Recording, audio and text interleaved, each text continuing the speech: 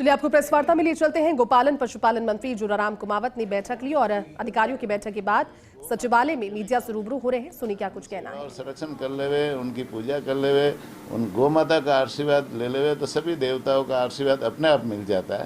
तो 33 कोटि देवता गाय में बसते हैं। अब गाय के बारे में अभी पिछले कई सालों से क्या है, गाय को लोगों ने उपेक्षित कर रखा है। गाय को जैसे उनकी सेवा पूजा समय पर नहीं करते हैं, या जब उससे दूध मिलता है तो घर में रखते हैं, बाकी उसको बेसहारा रोडों पे छोड़ देते हैं। नंदियों की पहले आवश्यकता थी, हमारे खेतों में उसकी ज़रूरत होती थी, बैल जोतने हल जोतने के लिए काम आता था, साथ ही साथ में रहट के लिए काम आता था, बैलगाड़ी ऊँट गाड़ी साली वो चलाने के लिए भी काम आता था। लेकिन अब उसकी उपयोगिता मशीनरी युग आने से कम हो गया। तो मशीनरी युग आने से कम हो गया, उस कारण से नंदी की उपयोगिता नहीं है। अब उन्होंने नंदी जितने पैदा होते हैं वो उनको रोड पे छोड़ना चालू कर दिया, जिससे कई सारी समस्या, उनका संरक्षण भी नहीं होता। वो गंदी चीज़ें खाते हैं, प्लास्टिक खाते हैं, मैला खाते हैं। तो वो उनका जैसे वो लोगों ने उनकी परवाह करनी छोड़ दी।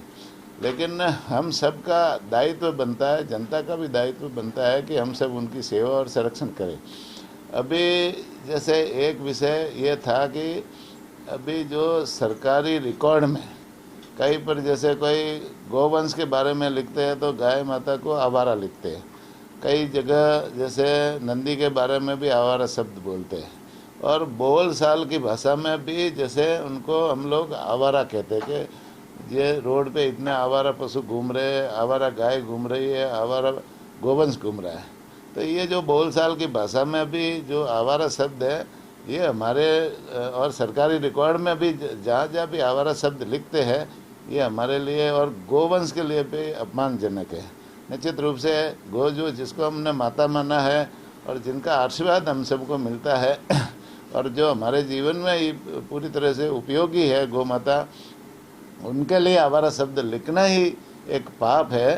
तो बीच में जैसे विधानसभा में भी कई विधायकों ने इस बारे में जब पशुपालन पे चर्चा हुई थी उन्होंने भी मांग की थी, और मन में ये भी था कि भाई ये जो बार बार आवारा शब्द लिखते हैं, बोलते हैं, तो उनको आवारा नहीं लिख के उन शब्दों का शुद्धिकरण किया जाए। इस संबंध में हमने भी वह विधानसभा में घोषणा की थी कि आवारा शब्द को हटा करके हम उसमें निराश्रित या बेसहारा लिखेंगे। तो इस संबंध में अभी विभागीय स्तर पर उसकी कार्रवाई की और एक आदेश विभाग से निकाला है कि अभी किसी भी सरकारी ऑफिस में आवारा शब्द, गोवंश के लिए आवारा शब्द नहीं लिखे, और उनके लिए सम्मानजनक शब्द है, गौ हमारी माता है तो उनका सम्मानजनक शब्द लिखे, बेसहारा या निराश्रित लिखे। और उसके आदेश की कॉपी सभी जिला कलेक्टर्स को दी गई है। विभाग के जितने भी शासन सचिव है उनको सबको दी गई है, और उनको पालना करने के लिए कहा है कि भाई ये सम्मानजनक शब्द नीचे तक जो है सारे विभागों में उसकी पालना हो, और सभी विभागों में और बोलचाल की भाषा में भी उसकी पालना हो। नीचे से जिला कलेक्टर्स को भी सबको लिखा है कि आप बोलचाल की भाषा में भी सबको जहाँ जहाँ कोई कार्यक्रम हो उन शब्द वहाँ पर भी अपन सब मिल करके उसको बोलचाल की भाषा में भी आवारा की जगह बेसहारा या निराश्रित बोले। ये निश्चित रूप से, इसलिए आज ये इसका मार्फत मैं आम जन से भी अपील करना चाहूँगा, पूरे राजस्थान प्रदेश से अपील करना चाहूँगा कि गौ माता को हम जैसे आवारा नहीं बोले और उसको सम्मानजनक शब्द से हम पुकारे, वो निराश्रित या बेसहारा शब्द से पुकारे, जिससे गाय का भी सम्मान होगा और हमारा अपना भी है ना, हमारी संस्कृति, सनातन संस्कृति का भी सम्मान होगा। ये मैं सभी से, पूरे राजस्थान प्रदेशवासियों से भी आग्रह करना चाहूँगा। लेकिन क्या इस शब्द के सिर्फ उपयोग भर से गाय की जो स्थिति है वो बदल जाएगी? शब्द एक सम्मानजनक होना चाहिए, हर व्यक्ति भी है।